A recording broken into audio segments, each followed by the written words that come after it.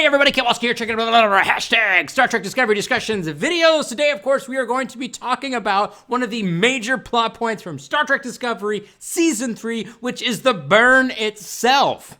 When I made the world shake, I caused the burn? Well, shit. So those of you who caught my finale review, I mentioned that I'm going to be kind of doing a recap of the third season, but I'm going to be breaking the burn apart from the rest of the season, mainly because I felt like the burn storyline kind of is like its own thing. And for a lot of the episodes, especially kind of leading into the middle, towards the middle half of season 3, we didn't really get too much information about the burn. It was mostly focused on the characters, so I feel like it's best to separate the two apart and talk about them individually. So today's video is the burn topic, so let's jump right into it. Before we get into the burn and my issues and some of the things that I think may be causing issues for other viewers, I need to talk a little bit about how we got to this point. So the showrunner for basically all of Star Trek, the big wig, as they say, for all of Star Trek right now is Alex Kurtzman. And Alex Kurtzman, for those of you who don't know, grew up in the schoolhouse of J.J. Abrams' mystery boxes. Think of the show like Lost, which is this kind of crazy show. There's this big mystery going on of what happened to these people and how did they land on this island and what is the black smoke and what's the deal with the polar bear and what's going on. All of these little mystery boxes that intrigue the viewers to want to find out and uncover what it is that's going on. Alex Kurtzman was raised in this schoolhouse. He was there with Roberto Orci, and they all kind of learned this skill set from J.J. Abrams. Now, the problem is J.J. Abrams very rarely delivers on his mystery boxes, and unfortunately, that is a trait that Alex Kurtzman has carried with him for a significant portion of his career, in my personal opinion, when it comes specifically to mystery boxes. That doesn't mean for everything he's done, but specifically for mystery boxes. That's kind of the situation we're dealing with. So the concept behind the mystery box is that, again, it wants to pull in the viewers. We've set up this box in front of you, and we said there's something very exciting, very mysterious in there, maybe, but you cannot open it, and you can only open it when I want you to open it. And that, of course, as a viewer, makes you want to open it. Kind of that age-old kind of construct of is, if you tell someone not to touch the pan, suddenly they want to touch the pan to see if it's hot, even though you may or may not know if it's actually hot, but they want to do it anyways. It's this idea that, don't tell me not to look in that box. I want to see what's in that box. I want to see what's in it right now. And they're ready to go on this adventure to try to figure it out and kind of get invested in the story to get an answer. So what happens here sometimes is that some viewers are able to completely disengage and they're able to just say, okay, bring the story on, I'll take it, give it to me, I'll just follow along with the storyline. That's some people.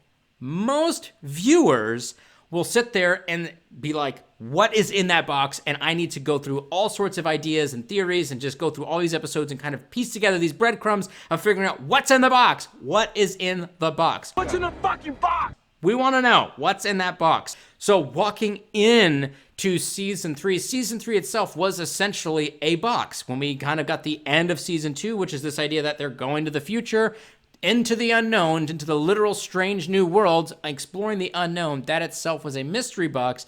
But walking kind of into the start of episode 1 of season 3, we had a little bit more to work on. So the idea is that there's going to be a couple of breadcrumbs that help you as the viewer, along with the cast and crew of the show, working through this investigation and this discovery and this kind of mystery to uncover the truth. So walking into episode 1, we had essentially the plot and the story bits from the Calypso short trek. We had some idea of this burn construct happening, and we didn't really quite understand what it was that was going on, and that the Federation was not in the same place that it was in. And then, of course, we knew that our crew itself was going to be displaced and kind of having to figure this whole thing out. That's what we walked into episode 1 with. Those kind of breadcrumbs continued to play up through the first and really through the second episode. It wasn't until we got further into the season that we started to get additional breadcrumbs associated to what the burn was. And again, the reason why I'm separating this idea is that we didn't really get too much of a conversation about it because we were focused on other things. I'm not complaining, I'm just stating.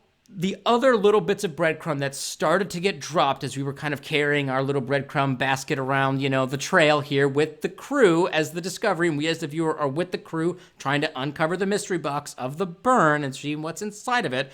We got a little bit about this black box construct, we got a little bit about this music construct, and we got a little bit about this secret experiment that was going on with the Vulcan/Romulan new race, which is Navarre. So we have these three large chunks of breadcrumbs that are given to us, and we put those breadcrumbs up and we put them into our little breadcrumb basket, and now we're starting to see what kind of meal we can make with these breadcrumbs and what we can put together with them. There's a lot of interesting points here, and we actually get some resolution to a few of those breadcrumbs. With the black boxes, we suddenly get to triangulate the source of where the burn came from, which again is another breadcrumb. So we take those out and we put some new ones in. Okay, now we're figuring out that the music people are hearing is supposedly some kind of connection to the resonance of, now that we know, Sukhal's scream that caused people to hear music, and inside of there is actually this distress call, which leads to a crashed Kelpian ship. Okay, a little bit kind of different than what we were expecting, but this is another breadcrumb. Something happened inside this giant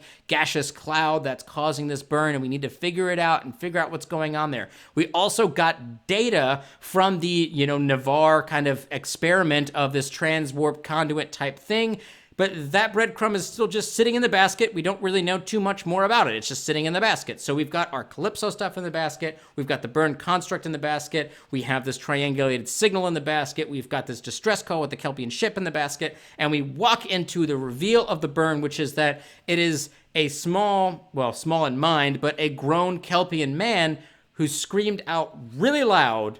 And that is what caused the burn, because he was in pain. This is where I think people felt, it's hard to say let down. A let down is kind of like a thing where it's like you feel like your expectations should be really, really high. You're expecting some grand reveal. I don't think that's really an apt way to describe most people's kind of reaction to this from what I've seen in comments and stuff like that. And I get a lot of comments, so I'm reading through them, and my own personal feelings as well. I don't feel like let down is necessarily the right way. I think when we found out that it was Sukhal, who is this random person that had a random incident occur to him that has this random magical ability that actually is what caused the burn, it created a disconnect. It created a bit of a cognitive disconnect from all of the breadcrumbs we had in our little breadcrumb basket to the actual answer. Now, I think the attempt here was to kind of dump that basket out, flip everything on their heads, and kind of give us a big reveal of like, oh my gosh, I would have never guessed that. But what's fun about the I would have never guessed that is it was potentially one of the options you could have guessed along the way.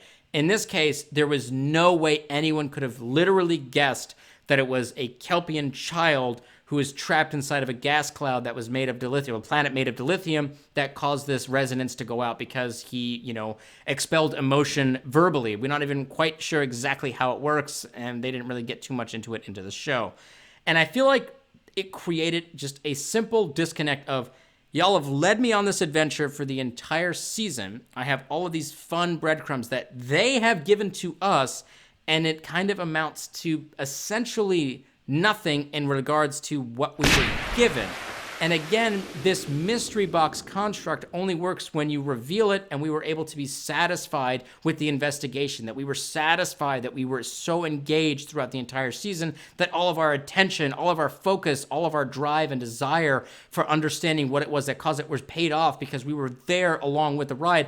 What they did by having this Sukhal thing is they could have literally just put the Sukhal episode as the first episode of the season, and it would have changed nothing. We would have lost nothing because the adventure to get to that answer didn't add up to that answer. And it wasn't even, again, like a twist on the answer. It was a completely random answer that no one could have ever theorized as to being a possibility as to what happened. And that, I think, is what's causing this disconnect. One of the things I don't think he's the one person that said it, but it's a very common idea that people share about right now, which I originally heard it from, George R. R. Martin, who's the writer of Game of Thrones, where he said something very similar to the effect that if you create a story and you're leaving breadcrumbs throughout your story that the butler's the one that did the murder, but at the end of the story you flip it and you say it was the gardener that was the one that actually did it, and you left no clear breadcrumbs leading up to that moment, the reader is going to feel kind of gypped, essentially, that why was I paying attention to all these little details and trying to commit all these things to memory as somebody who's trying to consume this medium and be a part of it and really connect with it, only to then flip it in a way that doesn't feel satisfying.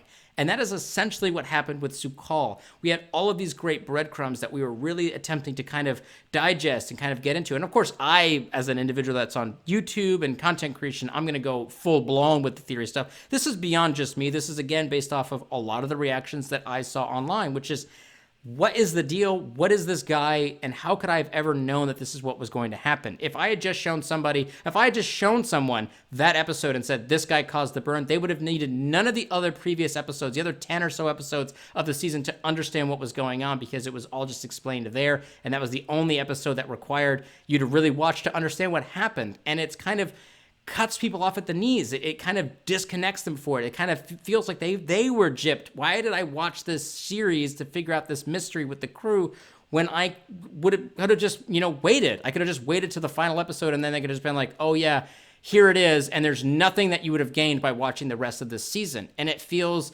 like it's created a disconnect from people's engagement with the medium to just kind of just bring it out of nowhere. And that is, I think, one of the main cruxes of why the burn, in my opinion, has failed.